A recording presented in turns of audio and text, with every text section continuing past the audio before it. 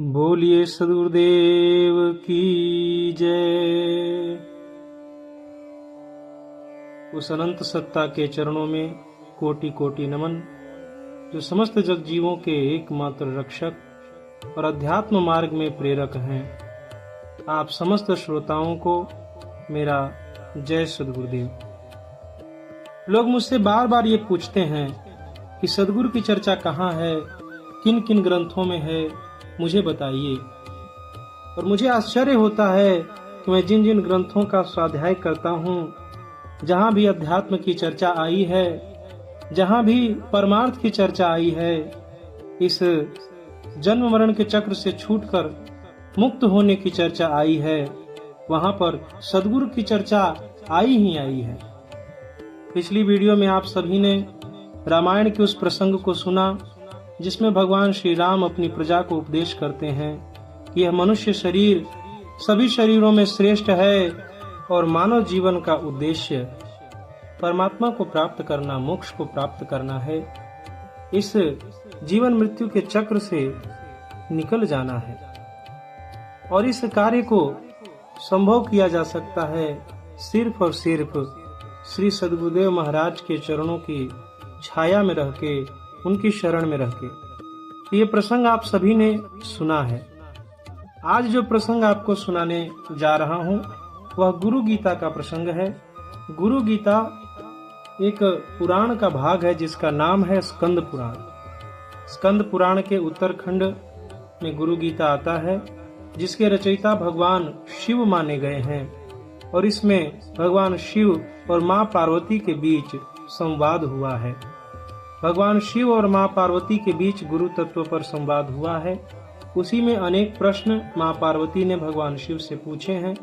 भगवान शिव उन प्रश्नों के उत्तर में श्री गुरु महाराज की महिमा का वर्णन करते हुए ये बताते हैं कि गुरु में भी कितने प्रकार के गुरु होते हैं और उनमें जो सर्वश्रेष्ठ गुरु होते हैं वो कौन हैं, और वो ये भी बताते हैं कि इनमें से वो किन गुरु को प्रणाम करते हैं, उनके चरण छूते हैं।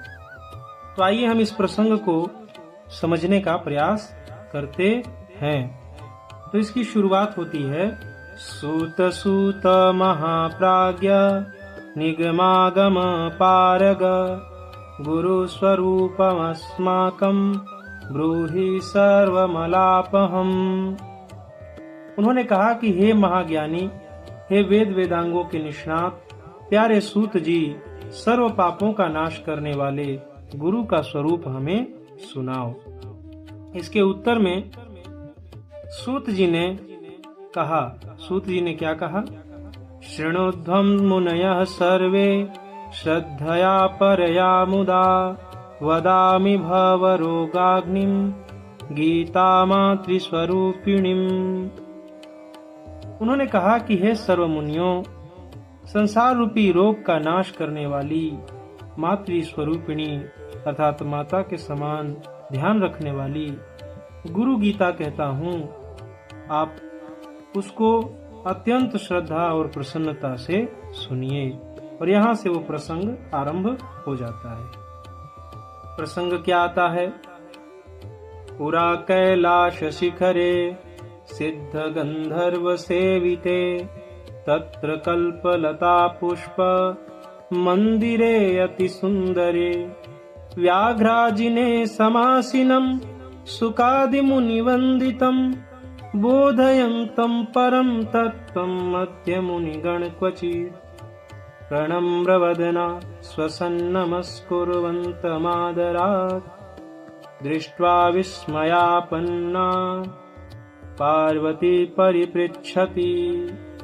इसका अर्थ है कि प्राचीन काल में सिद्धों और गंधर्वों के आवास रूप कैलाश पर्वत के शिखर पर कल्प वृक्ष के फूलों से बने हुए अत्यंत सुंदर मंदिर में मुनियों के बीच व्याघ्र चर्म पर बैठे हुए शुक आदि मुनियों द्वारा वंदन किए जाने वाले और परम तत्व का बोध देते हुए भगवान शिव किसी को बार बार नमस्कार कर रहे हैं और उनको नमस्कार करते देख अतिशय नम्र मुख वाली पार्वती ने आश्चर्यचकित होकर के पूछा।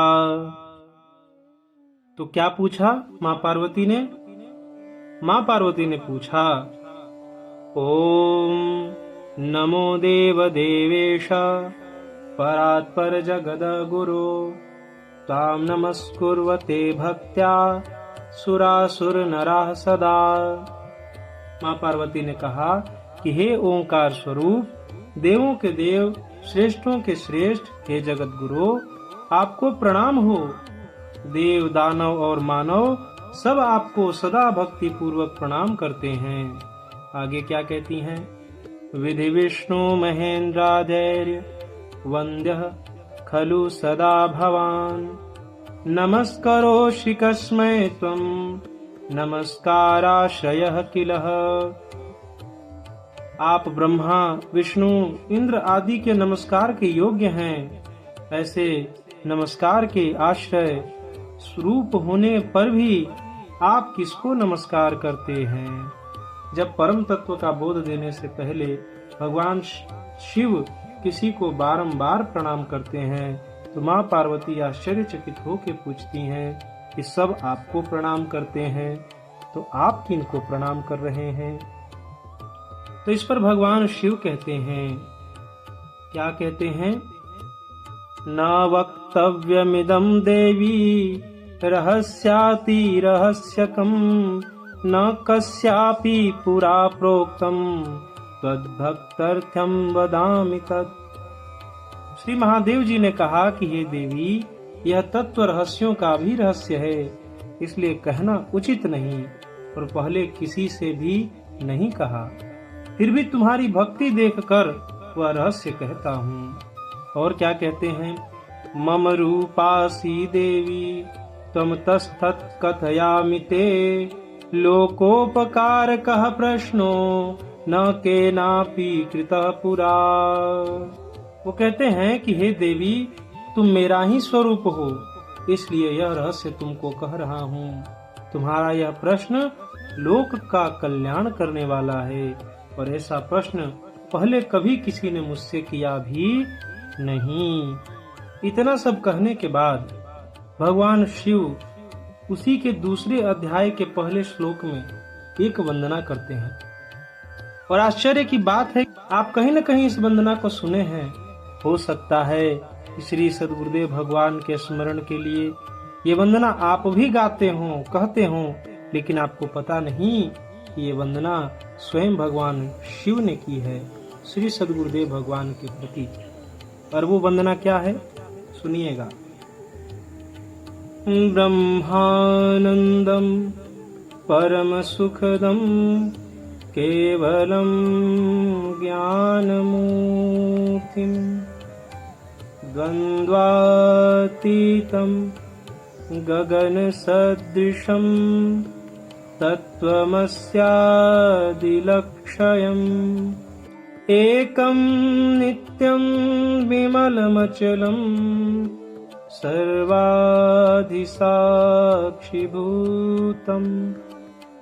भावातीतं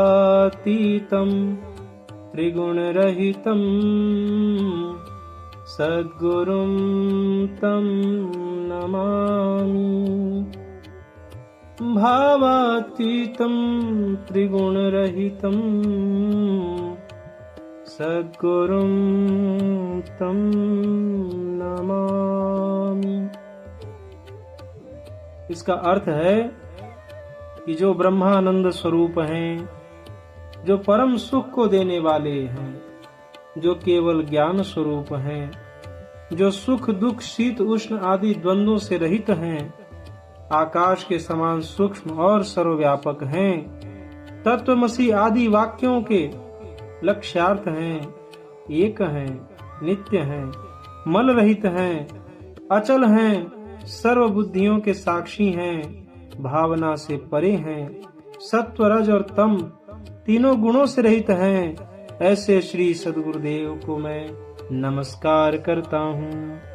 कह कौन रहे हैं? भगवान शिव। भगवान शिव यहाँ सद्गुरुदेव भगवान को नमस्कार कर रहे हैं। लेकिन जो लोग भगवान शिव को मानते हैं, उनकी उपासना करते हैं, यह प्रायः देखा गया है कि सद्गुरुदेव भगवान की चर्चा उनके सामने करो तो कटाक्ष करने लगते हैं। कारण क्या है? कारण इतना है कि अज्ञानता है। सद्गुरु सत्ता क्या है उसका कोई समझ नहीं, शिव क्या है उसका भी समझ नहीं, शिव के ग्रंथों का भी अध्ययन नहीं, तो यह ज्ञान कैसे होगा? उनके द्वारा क्या उपदेश किया गया है? आज हमारे देश का यही दुर्भाग्य है कि हम भगवान शिव को, राम को, कृष्ण को मानते तो हैं, लेकिन उनकी बात नहीं मानते। हम खाली उनकी पूजा करते हैं, हम खाली उन पे दूध चढ़ाना जानते हैं, हम जल चढ़ाना जानते हैं, फूल चढ़ाना जानते हैं, लेकिन कभी ये जानने का प्रयत्न नहीं किया कि उन्होंने क्या कहा, क्या उपदेश किए, क्या तत्व ज्ञान कहा। इससे किसी को कोई मतलब नहीं। और मतलब क्यों नहीं? क्योंकि पूजा भी हम सिर्फ स्वार्थ के कारण कर रहे हैं कि हमारा सांसारिक काम होना चाहिए, पुत्र मिलना चाहिए, धन मिलना चाहिए। और जब स्वार्थ युक्त ही आप पूजा करेंगे तो वहां ज्ञान का मार्ग अवरुद्ध हो जाता है। और ज्ञान का मार्ग अवरुद्ध रहने वाले, स्वार्थ युक्त पूजा करने वाले ऐसे ही शिव भक्तों से जब आप मिलेंगे तो वो सद्गुरु पर कटाक्ष करेंगे और कहेंगे कि भगवान शिव जी से श्रेष्ठ कुछ नहीं। यहाँ श्रेष्ठ और निम्न किसी को कहने की बात नहीं है, सभी का अपना अपना स्थान है। लेकिन अगर शिव जी की पूजा करते हैं तो ये भी तो जानना जरूरी है ना कि शिव जी क्या कहते हैं। इतना आपने सुना अभी तक। माँ पार्वती भगवान से प्रश्न करी, भगवान ने प्रश्न के उत्तर में सद्गुरुदेव भगवान की वंदना की। आगे वो क्या कहते हैं? आगे कहते हैं, गुरुपदिष्ट मार्गेण मनः सिद्धिं तु कारयेत्, अनित्यं खण्डयेत् सर्वं यत्किंचिदात्मगोचरम्। श्री गुरुदेव के उपदिष्ट मार्ग से मन की शुद्धि करनी चाहिए। सुनिएगा क्या कह रहे हैं कि श्री गुरुदेव के द्वारा उपदिष्ट मार्ग से मन की शुद्धि करनी चाहिए। आज विहंगम योग में सबसे पहली जो ध्यान साधना की पद्धति का उपदेश किया जाता है वह कौन सा किया जाता है? वह ध्यान साधना की पद्धति मन को शुद्ध करने का ही साधन है, मन को स्थिर करने का साधन है जो सबसे पहले सिखाया जाता है। और भगवान शिव यहाँ वही बात कह रहे कि पहले उपदेश लेके मन को शुद्ध करना जरूरी है। फिर क्या कहते हैं कि जो कुछ भी अनित्य वस्तु अपनी इंद्रियों के विषय हो जाए उनका खंडन करना चाहिए। उसके बाद क्या कहते हैं कि मत्रम बहुनोक्तेन शास्त्र कोटि शतैरपि दुर्लभा चित्त विश्रांति बिना गुरु कृपाम पराम। कहते कि यहाँ ज्यादा क्या कहें, ज्यादा कहने से क्या लाभ है।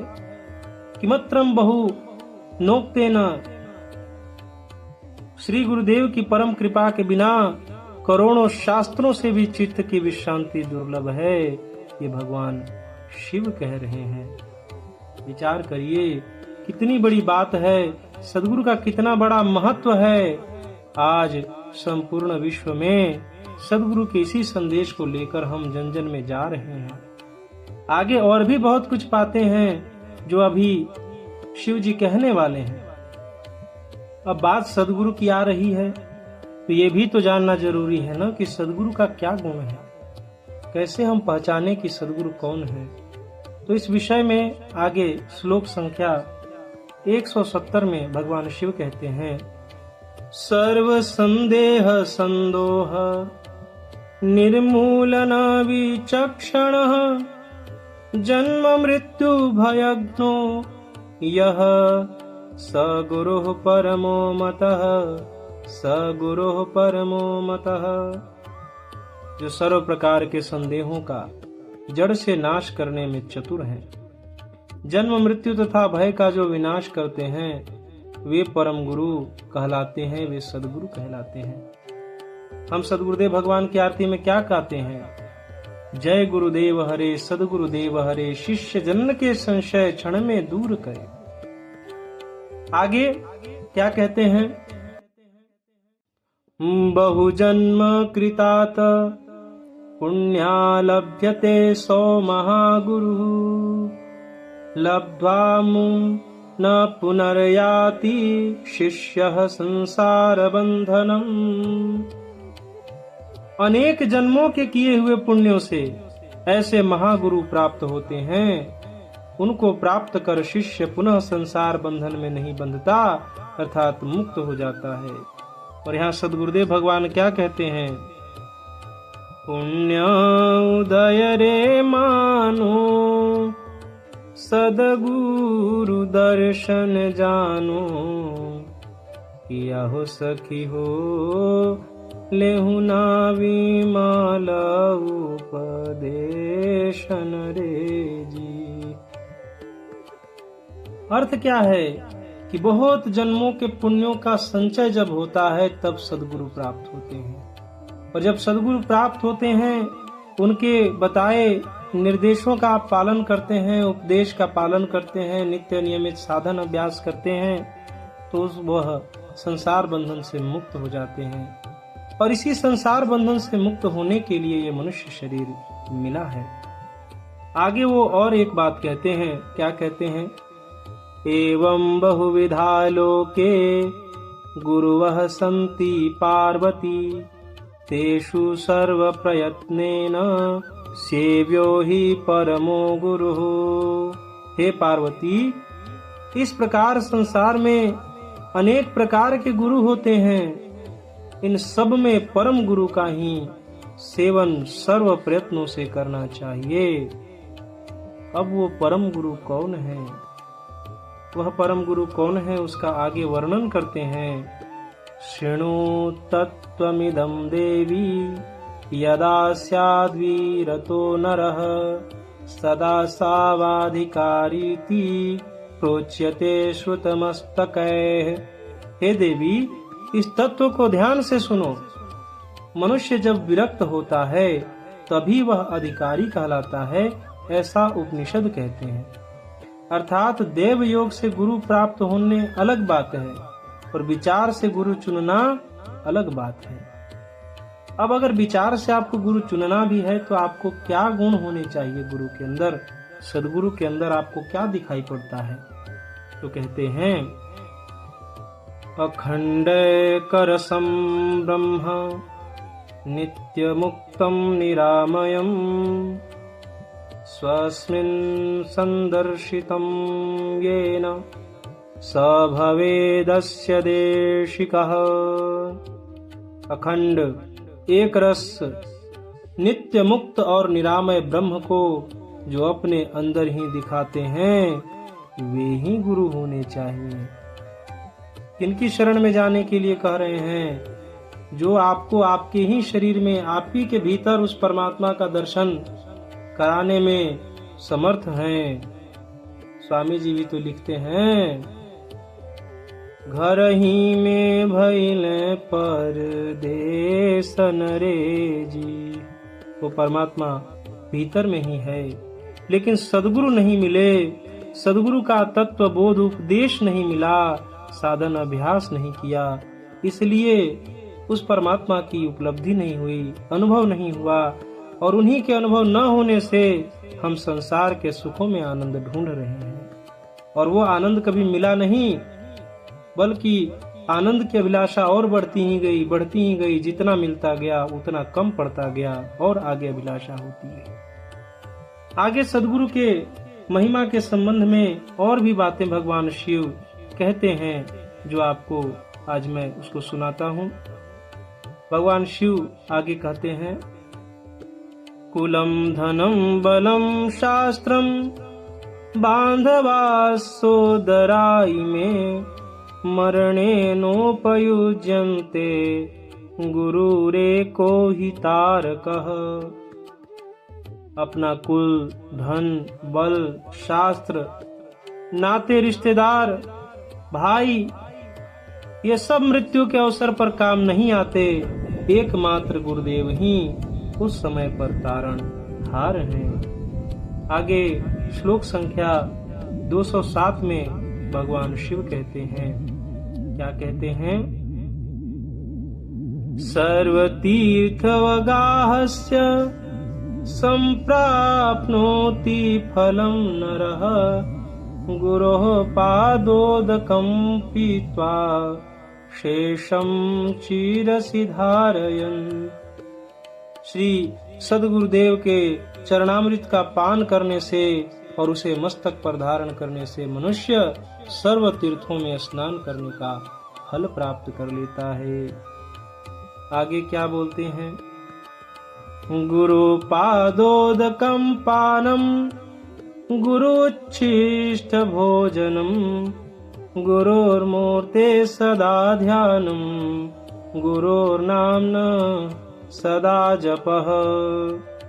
गुरुदेव के चरणामृत का पान करना चाहिए, गुरुदेव के भोजन से बचा हुआ खाना प्राप्त करना चाहिए, गुरुदेव की मूर्ति का ध्यान करना और गुरु नाम का जप करना चाहिए।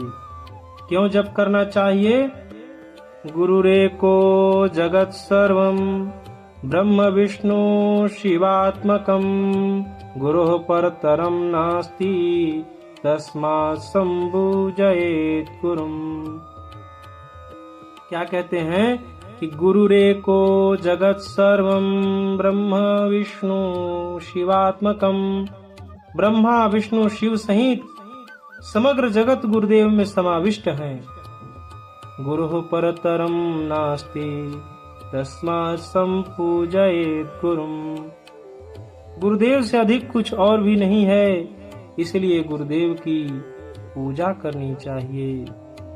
आगे कहते हैं ज्ञानम बिना मुक्ति पदम लभ्यते गुरु भक्तितः गुरुः समानतो नान्यत् साधनम गुरु मार्गिणाम।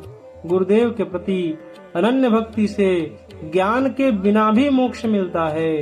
गुरु के मार्ग पर चलने वाले के लिए गुरुदेव के समान अन्य कोई साधन नहीं है, कोई भी साधन नहीं है। भगवान शिव तो इसके आगे और भी एक बात बोल देते हैं कि गुरु कृपा प्रसादेन ब्रह्मा विष्णु शिवादयः सामर्थ्यमभजन सर्वे सृष्टि स्थित्यंत कर्मणि। कि गुरु के कृपा प्रसाद से ही ब्रह्मा विष्णु और शिव यथा क्रम जगत की सृष्टि स्थिति और लय करने में सामर्थ्य प्राप्त करते हैं। तो ये सब सुनाने का मतलब, ये सब बताने का मतलब क्या है? मतलब बस इतना है कि ब्रह्मा विष्णु महेश राम कृष्ण सभी सद्गुरुदेव भगवान की वंदना करते हैं। और वंदना वो इसलिए नहीं करते कि कोई बड़ा है या छोटा है, वो वंदना इसलिए करते हैं कि जीव को अगर परमात्मा से मिलना है, अगर जीव को इस जन्म मरण के चक्र से छूटना है, अगर जीव को इस भवसागर से पार होना है, तो उसे जिसका आश्रय लेना पड़ेगा उसे सद्गुरु ही कहा जाता है। मेरे बंधुओं, विचार करिए, भगवान शिव सद्गुरुदेव की इतनी प्रशंसा गाते हैं, भगवान शिव सद्गुरुदेव की इतनी वंदना स्तुति करते हैं, भगवान शिव माँ पार्वती को गुरुदेव के संबंध में इतने तत्वों को बतलाते हैं, लेकिन जो संसार में अज्ञ लोग हैं, जिन्हें न शिव की महिमा का पता है, न गुरु की महिमा का पता है, न शिव द्वारा प्रदत्त उपदेश का पता है, वो गुरुदेव की सद्गुरुदेव की निंदा करने में ही रत रहते हैं। और जो लोग ऐसा करते हैं उसके विषय में भगवान शिव क्या कहते हैं, यहाँ विचार करिएगा। बहुत महत्वपूर्ण बात है जो अब मैं अंत में आपको बताने जा रहा हूँ, और इसी के साथ मैं अपनी वाणी भी विराम करूंगा। कहते क्या है? करुणा खड्ग पातेन चित्वा पाशाष्टकं शिशोः सम्यगानंद जनकः सद्गुरु सोऽभिधीयते। एवं श्रुत्वा महादेवी गुरुनिंदा करोति यः स याति नरकान् घोरान् यावत् चंद्र दिवाकरो। कहते हैं कि करुणा रूपी तलवार के प्रहार से शिष्य के आठों पाशों संशय, दया, भय, संकोच, निंदा, प्रतिष्ठा, कुलाभिमान और संपत्ति के अभिमान को काटकर निर्मल आनंद देने वाले को सद्गुरु कहते हैं। फिर क्या कहते हैं? एवं श्रुत्वा महादेवी, ऐसा सुनकर भी हे पार्वती, गुरु निंदा करोति यह, जो सद्गुरुदेव भगवान की निंदा करता है स याति नरकान घोरान। यावत चंद्र दिवाकरो, जब तक सूर्य और चंद्रमा आकाश में चमकते रहेंगे तब तक ऐसा व्यक्ति नरक में कष्ट भोगता रहता है। स्वामी जी विश्ववेद में क्या लिखते हैं कि सद्गुरु की निंदा करे श्रवण सुने अपवाद, निंदक भव योनि रहे जब तक काल विवाद। तो मेरे बंधुओं, भगवान शिव के उपदेश में और सद्गुरु के उपदेश में कहाँ अंतर है, मुझे बताइए जरा। भगवान शिव स्वयं सद्गुरु की शरण में जाने को कह रहे हैं। सद्गुरुदेव भगवान का उपदेश लेकर अपने मन को शुद्ध करके उस परमार्थ के मार्ग पर चलने का उपदेश कर रहे हैं, और सद्गुरुदेव भगवान भी यही बात कह रहे हैं। तो जो भगवान शिव ने उपदेश किया, जो भगवान श्री राम ने उपदेश किया, वही उपदेश, वही ज्ञान, उन्हीं का आदेश लेकर हम ब्रह्म विद्या विहंगम योग का प्रचार करते हुए, सद्गुरुदेव भगवान का प्रचार करते हुए आपके द्वार पर आते हैं। आपसे प्रार्थना करते हैं कि मनुष्य जीवन में आप सद्गुरु की शरण में आकर के साधन करके अपने मन को शुद्ध कीजिए और अपने भीतर उस परमात्मा तत्व के दर्शन के लिए आगे बढ़िए। तो मेरे बंधुओं, इसमें आप सभी का, हम सभी का कितना बड़ा सौभाग्य है। तो हमें संशय में पड़ने की जरूरत नहीं है, हमें अध्ययन की जरूरत है, और ऐसे ही ज्ञानवर्धक बातें आप तक पहुंचाना मेरा कार्य है। ये बातें मैंने आप तक पहुंचाई, अब आगे आपका कार्य है कि जिनके मन में भी संशय है उन तक आपको बातें पहुंचाएं। गुरु गीता का यह अंश ही मैंने आपको सुनाया है। आंशिक रूप में जो मूल बातें थी वो मैंने बताई हैं। इस गुरु गीता में, जो कि भगवान शिव द्वारा ही रचा गया है, ऐसी मान्यता है इसकी। इसमें कुल 352 श्लोक हैं, जिसमें संपूर्ण रूप में हर तरह से गुरु की, सद्गुरु की वंदना, स्तुति, उनका महत्व वर्णन किया गया है। यदि आप चाहेंगे, आप कहेंगे, तो उस पर भी मैं एक पूरा वीडियो बनाऊंगा। जो लोग चाहते हैं कि उस पर पूरी वीडियो बने, एक एक श्लोक का अर्थ आपको बतलाया जाए, तो आप सभी कमेंट में जय सद्गुरुदेव कॉमा दे के संपूर्ण गुरु गीता आप लिख करके कमेंट करिए। अगर 250 लोगों के कमेंट आते हैं तो मैं उस पर एक पूरी वीडियो बनाऊंगा जिसमें पूरी गुरु गीता कही जाएगी। साथ ही गुरु गीता का PDF का लिंक भी मैं अपने डिस्क्रिप्शन में दे रहा हूं। जो व्यक्ति PDF पढ़ना चाहते हैं उनके लिए वहां पे लिंक है, लिंक पे आप क्लिक करेंगे और क्लिक करके आप गुरु गीता वहां से डाउनलोड कर सकते हैं और आप अपने से भी उसका स्वाध्याय कर सकते हैं। तो आज के इस वीडियो में बस इतना ही। मिलेंगे एक ऐसे ही ज्ञानवर्धक वीडियो के साथ और सद्गुरुदेव और ब्रह्म विद्या की महिमा को लेकर के। तब तक अपने इस छोटे भाई को आप सभी अनुमति दीजिए, आज्ञा दीजिए। तब तक के लिए जय सद्गुरुदेव। बोलिए सद्गुरुदेव की जय।